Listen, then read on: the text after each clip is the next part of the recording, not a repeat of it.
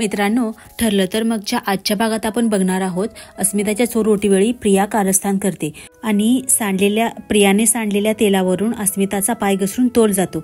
पण नशिबाने सायली तिच्या मागे असल्यामुळे सायली तिला सांभाळते, तिला आणून बसवतात. पण ह्या सगळ्याचं खापर प्रिया सायलीवरच फोडू लागते की तुझ्यामुळेच हे झालं, तूच मुद्दाम तिथं तेल सांडलंस, तुला अस्मिताचं बाळच नको आहे, तुझ्यामुळे जर अस्मिताच्या बाळाला आज काही झालं असतं तर काय केलं असतंस वगैरे वगैरे नको नको खोटे आळ ती सायलीवर घेत असते. तेव्हा प्रतापराव म्हणतात, गप्प बस तन्वी, अगं सायलीला दोष द्यायचा म्हणून तू काही बरळतीयस. अगं अस्मिताच्या बाळाबद्दल बोलताना तुला लाज कशी नाही वाटली.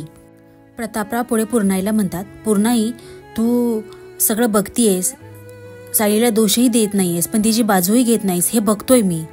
आणि ते सायलीला म्हणतात, कोणाचा सायलीवर विश्वास असेल नसेल पण माझा सायलीवर पूर्ण विश्वास आहे, ती अस्मिताच्या बाबतीत असा हलगर्जीपणा कधीच करणार नाही.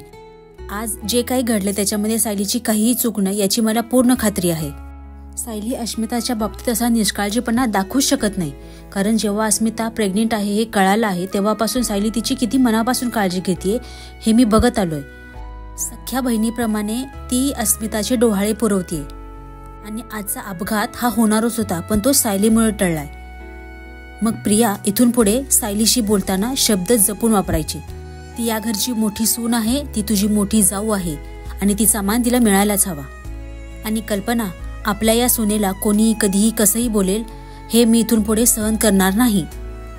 आणि प्रतापराव सायलीला धीर देत म्हणतात, हिचा हा बाप हिच्या पाठीशी ठामपणे उभाय हे कोणी विसरू नका. तेव्हा अर्जुन, सायली आणि प्रतिमा आत्यांच्या डोळ्यात पाणी येतं.